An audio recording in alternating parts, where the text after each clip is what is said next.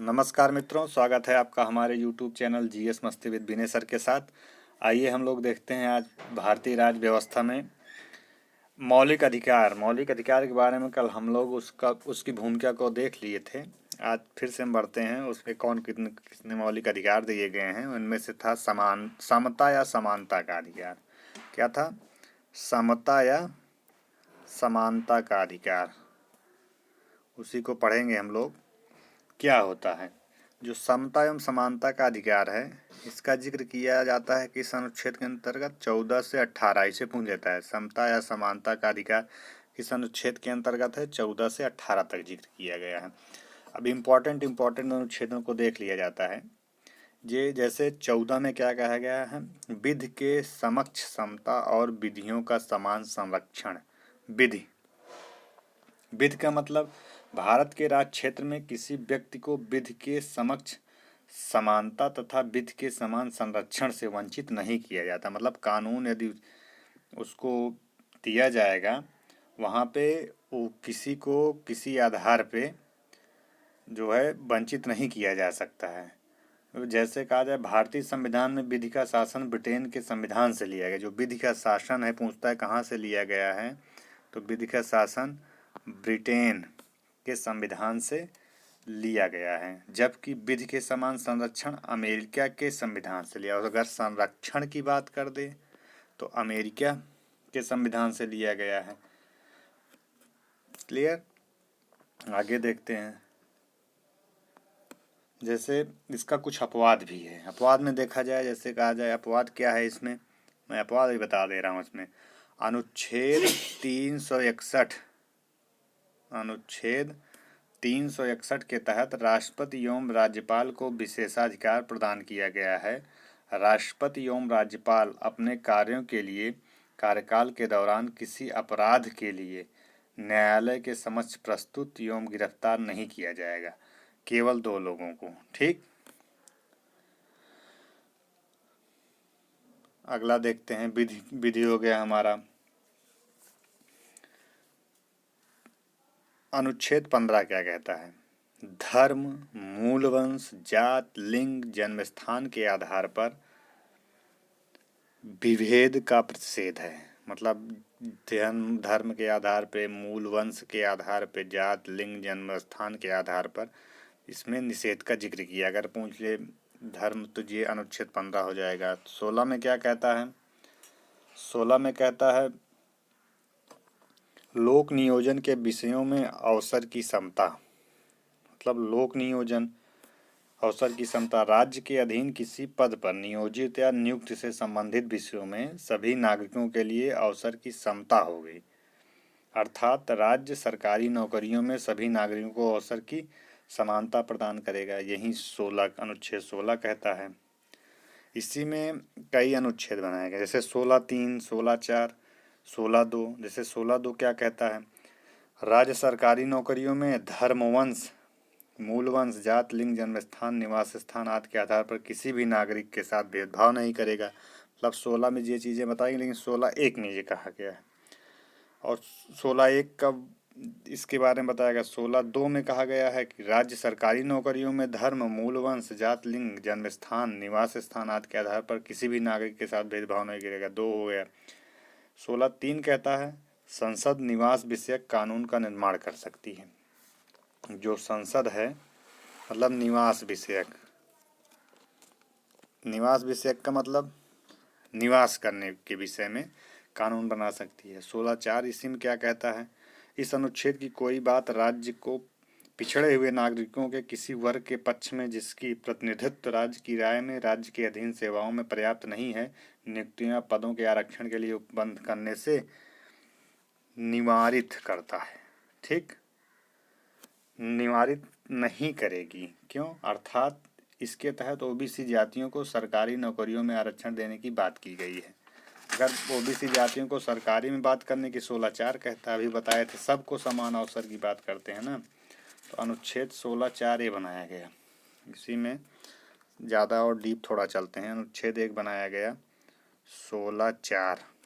ठीक, का कह सकते हैं 4(a) भी कह सकते हैं। ठीक, या कुछ भी मिल जाए।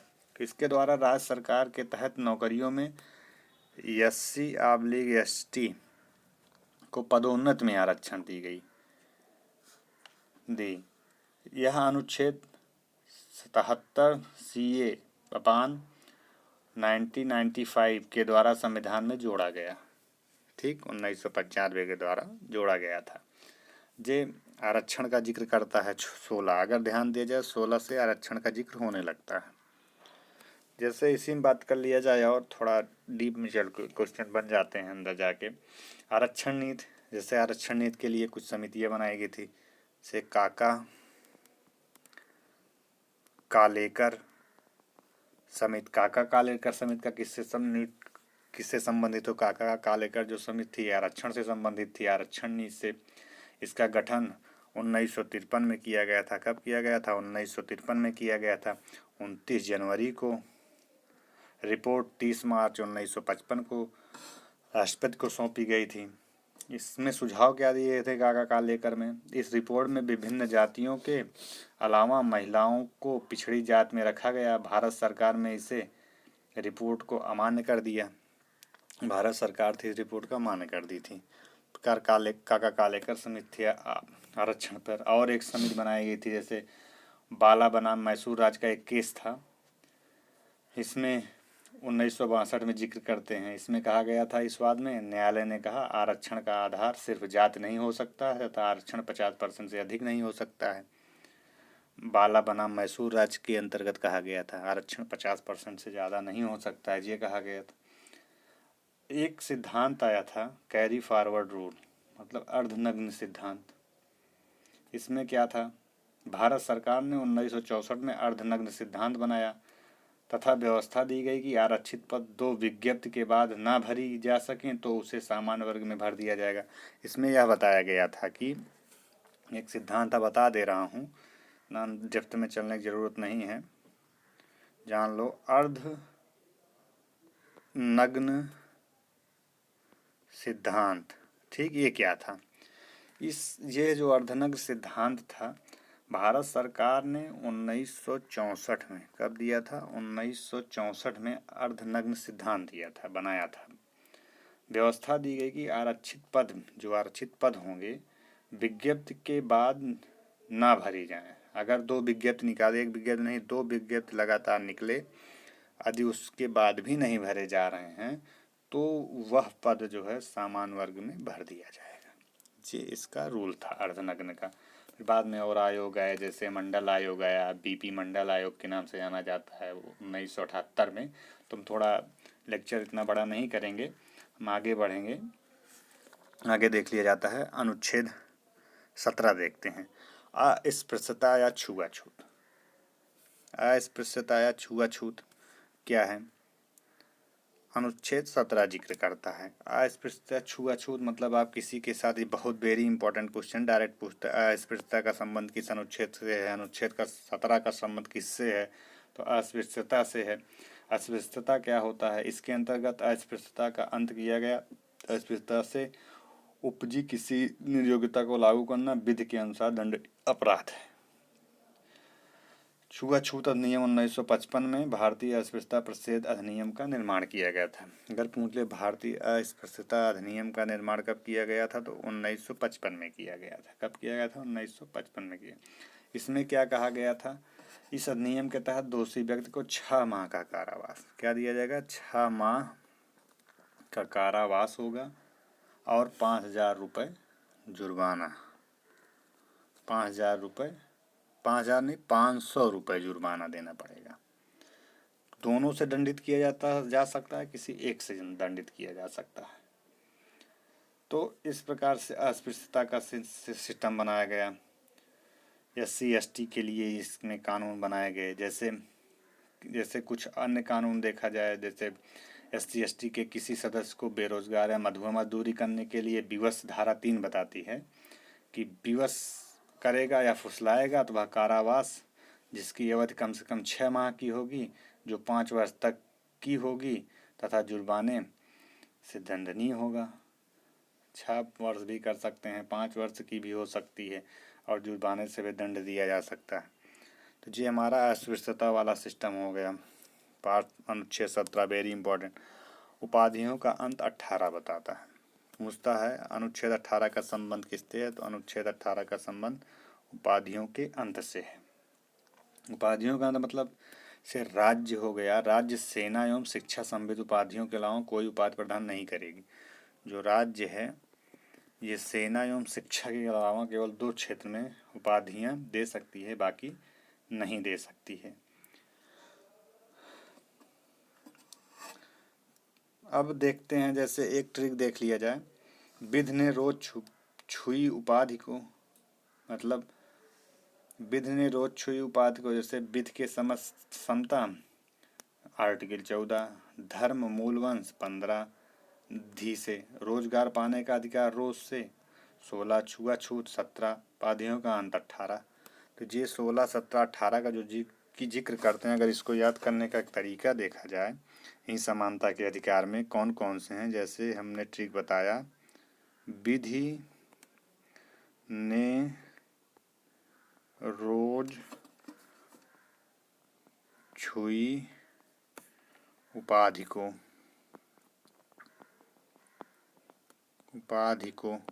देखिए, बी से विधि के समता 14 आर्टिकल कहता है, धी से धर्म मूल वंश जाति 15 कहता है, देख ही रहे हैं। रोजगार पाने का अधिकार 16, छुआछूत उपाधियों का अंत 18, छुआछूत एक शब्द है छुई, छुआछूत आर्टिकल 17। तो इस प्रकार से हमारे 7वां ट्रिक आ गए इस ट्रिक के अनुसार। आइए देखते हैं स्वतंत्रता का अधिकार। समानता का अधिकार हो गया, अब हम देखते हैं स्वतंत्रता का अधिकार क्या है। स्वतंत्रता के अधिकार में बहुत ही इम्पोर्टेंट वीडियो है, ध्यान से सुनिएगा, ये भी बहुत इम्पोर्टेंट है। पूछता है स्वतंत्रता का अधिकार का जिक्र कौन कौन से अनुच्छेद के, तो 19 से 22 तक जिक्र किया जाता है स्वतंत्रता के अधिकार का। तो उसी में देखते हैं, जैसे अव्यक्त की स्वतंत्रता अनुच्छेद 19 कहता है, अव्यक्त की स्वतंत्रता सहित कुल 6 प्रकार की स्वतंत्रताएं होती हैं। ठीक, स्वतंत्रता जैसे अव्यक्त की स्वतंत्रता अनुच्छेद 19 में 6 प्रकार की स्वतंत्रताएं दी गई हैं। अब 6 प्रकार की स्वतंत्रताएं कौन कौन सी हैं देख लिया जाता है।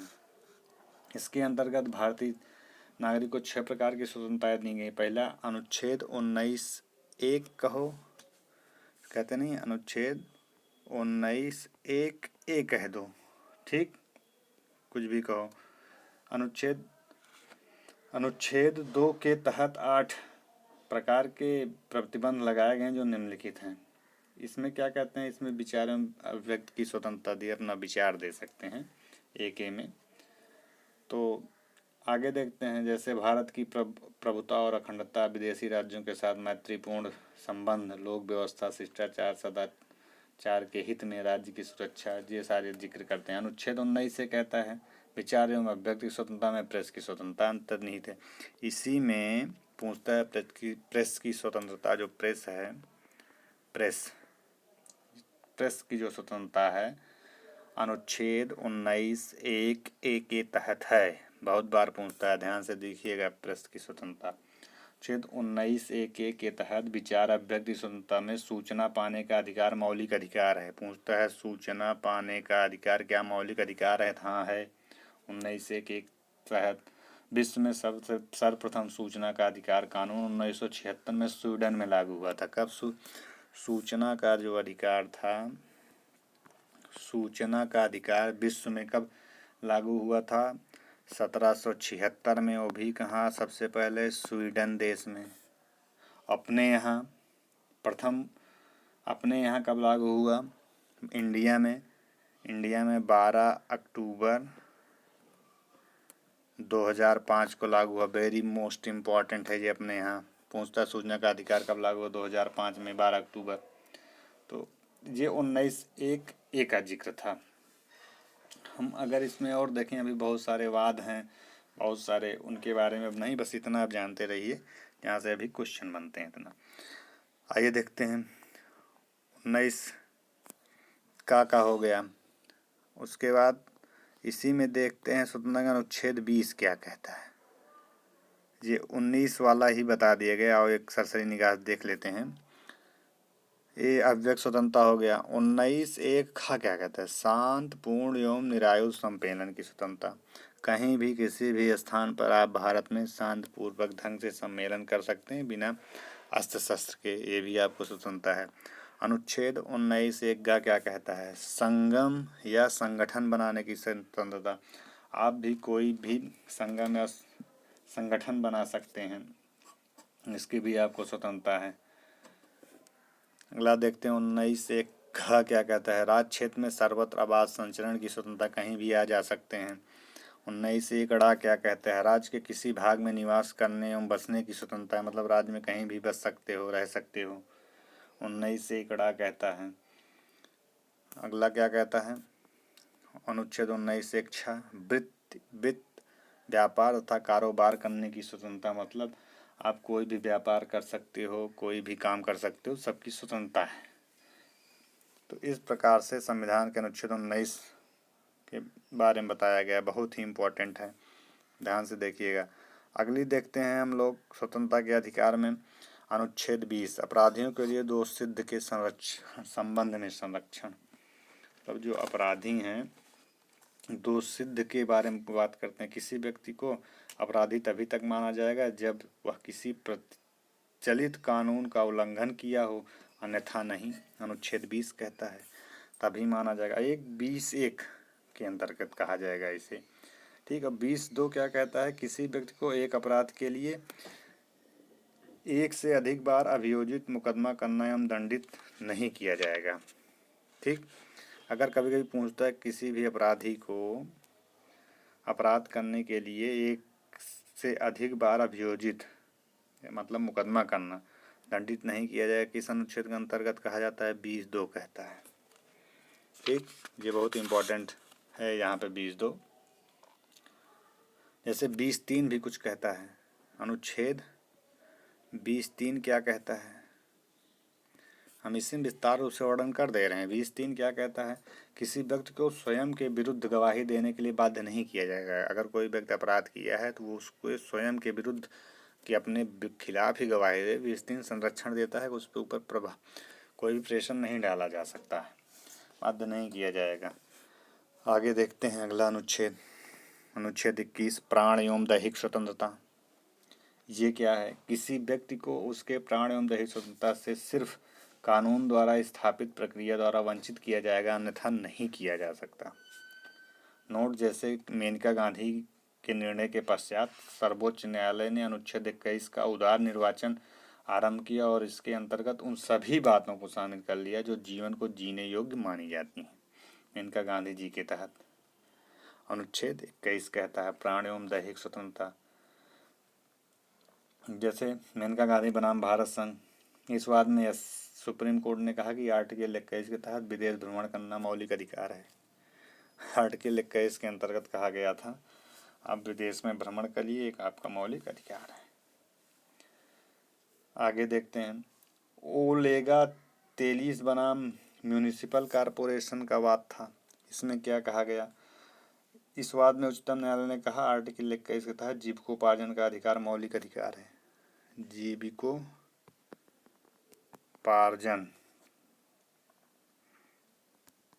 का अधिकार क्या है? मौलिक अधिकार है। तो इस प्रकार से कई वाद अलग अलग आए जिनमें इन सारी चीज़ों के बारे में बताया। जैसे विधिक निःशुल्क सहायता 21 के अंतर्गत, 21 फंडामेंटल राइट है। इसमें बताया गया था MS हास्कार्ड बनाम महाराष्ट्र 1978 का जिक्र था। न्यायालय ने कहा निःशुल्क विधिक सहायता पाना आर्टिकल 21 के तहत फंडामेंटल राइट है। स्वच्छ पर्यावरण आर्टिकल 21 के अंतर्गत MC मेहता बनाम भारत संघ ने कहा था। तो इस प्रकार से बहुत सारे वाद हैं जिनमें हम लोग देखते चलेंगे। तो जिसमें जानिए एक मोटे तौर पे अनुच्छेद 21 प्राण एवं दैहिक स्वतंत्रता का अधिकार का जिक्र करते हैं। आइए देखते हैं अगला 22 अनुच्छेद 22 क्या कहता है? गिरफ्तारी एवं निरोध कुछ दशाओं में से संरक्षण है। 22 कहता है गिरफ्तारी, मतलब इसका ये हुआ कुछ दशाओं में गिरफ्तार तथा निरोध के संरक्षण में किसी व्यक्ति को बिना कारण बताए गिरफ्तार नहीं किया जाएगा। मतलब जब तक आपको कारण नहीं बताया जाएगा तब तक आपको कोई गिरफ्तार नहीं कर सकता है। तो वह व्यक्ति अपने मनपसंद का वकील कर सकता है, ठीक। और वह गिरफ्तार नहीं करेंगे और वह व्यक्ति अपने हिसाब से अपने आधार पर कोई भी वकील कर सकता है। 22 कहता है, इसी में 22(2) है, इसके तहत जैसे 22(2) कहता है कि क्वेश्चन कभी कभी पूछ लेता है अनुच्छेद 22(2) के अंतर्गत क्या कहा गया है। इसके तहत गिरफ्तार व्यक्ति को 24 घंटे के अंदर, क्या कहते हैं, 24 घंटे के अंदर जो है अंदर व्यक्ति को मजिस्ट्रेट के समक्ष प्रस्तुत किया जाएगा, ले जाने के समय को छोड़कर, मतलब जो टाइम होगा, टाइम ऑफ ड्यूरेशन ले जाने उसको छोड़कर, बाकी 24 घंटे के अंदर मजिस्ट्रेट के सामने 22(2) कहता है आप पेश करिए उसे। सिम 22(3) है, 22(3) में कहा गया है, इसके तहत निवारक नज़रबंदी कानून का उल्लेख किया गया है। इस कानून के तहत गिरफ्तार व्यक्ति को अनुच्छेद 22(1) 22(2) का संरक्षण प्राप्त नहीं होगा, अर्थात इसके तहत गिरफ्तार व्यक्ति को एवं शत्रु देश के गिरफ्तार व्यक्ति को अनुच्छेद 22(1) 22(2) का संरक्षण प्राप्त नहीं होगा। जो शत्रु देश होंगे जैसे पाकिस्तान हो गया, इनके 22(1) 22(2) का लाभ नहीं मिल पाएगा इन लोगों को। आगे देखते हैं। तो इस प्रकार से ये हमारे अनुच्छेद 22 हैं और ये हमने संविधान के अनुच्छेद 19 को विस्तार रूप से पढ़ ही लिया। अब शोषण के विरुद्ध अधिकार देख लेते हैं। अनुच्छेद 23 क्या कहता है, मानव व्यापार और बलात्श्रम का प्रतिषेध करता है। अनुच्छेद 23 पूछता है मानव दुर्व्यापार और बलात्कार का प्रतिषेध कौन सा अनुच्छेद करता है, तो अनुच्छेद 23 करता है। बहुत ही इंपॉर्टेंट, वेरी इंपॉर्टेंट। अनुच्छेद 24 क्या कहता है, अनुच्छेद 24 कहता है 14 वर्ष से कम उम्र के बच्चों का कारखानों में नियोजन का प्रतिषेध।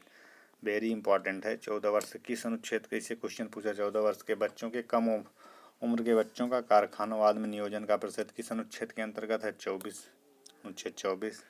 तो इस प्रकार रट लीजिए इस शब्द को। आइए और देखते हैं, थोड़ा स्पीड से चलते हैं क्योंकि टॉपिक बड़ा है और समझाने में बहुत टाइम ले सकता है। संपत्ति का अधिकार एक था, तो यहाँ से वेरी मोस्ट इम्पॉर्टेंट क्वेश्चन है। जैसे पूर्व स्थिति क्या थी संपत्ति के अधिकार की, मूल अधिकार संविधान के अनुच्छेद 19, 1 और 31 के अंतर्गत था, ठीक पहले की स्थिति। अब की वर्तमान स्थिति क्या है, विधिक अधिकार संविधान के अनुच्छेद 300 का में उल्लिखित है। विधिक अधिकार हो गया, कानूनी अधिकार हो गया।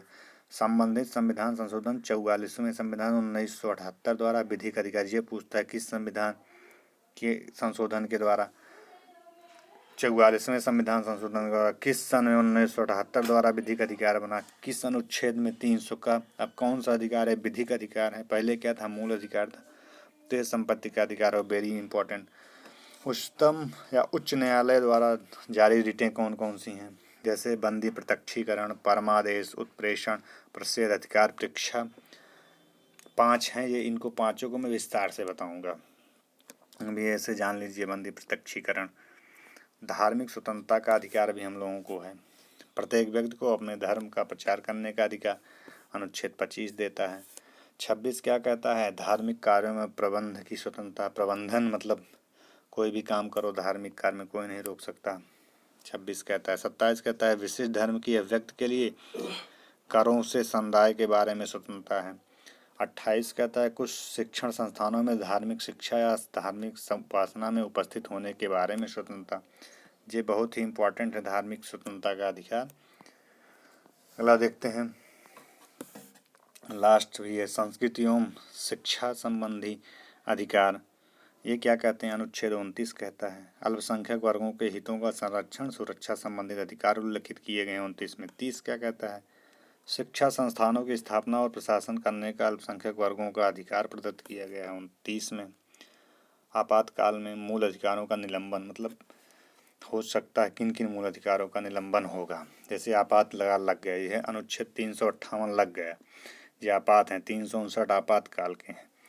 तो ये किसका किनका निलंबन होगा, देखिए अनुच्छेद 19 स्वतः निलंबित हो जाता है, 358 जब लगता है, 359 जब लगता है, अन्य मूल अधिकार राष्ट्रपति द्वारा निलंबित हो जाते हैं, जितने भी मूल अधिकार हैं। ये कब किया गया, 44वां संविधान संशोधन अनुच्छेद 20 और 21 के निलंबन पर पाबंदी लगा दी गई थी, तब 20 और 21 पाबंदी लगा दी गई, बाकी ये स्वतः ही निलंबित हो जाएंगे। इस प्रकार से ये हम लोग कुछ मूल अधिकारों के बारे में पढ़े, और यह वीडियो अच्छा लगा हो तो इसे शेयर और सब्सक्राइब करिए। धन्यवाद मित्रों।